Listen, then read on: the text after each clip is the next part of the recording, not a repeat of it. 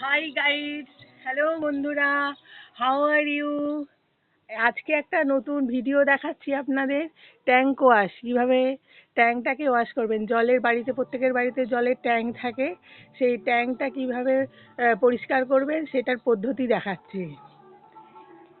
যত বড়ই যত বড়ই ট্যাঙ্ক হোক না কেন, সেই ট্যাঙ্কের মধ্যে ময়লা পড়ে, একটা লেয়ার থাকে, সেই লেয়ারটাকে তুলে ফেলে দেবে এবং ওপরে ফিল্টার জলটা একদম পরিষ্কার আবার থেকেও যাবে। 1 ইঞ্চি পাইপ, আমার আমার ট্যাঙ্ক অনুযায়ী এই যে পাইপ, এটা একটা লাঠি দিয়ে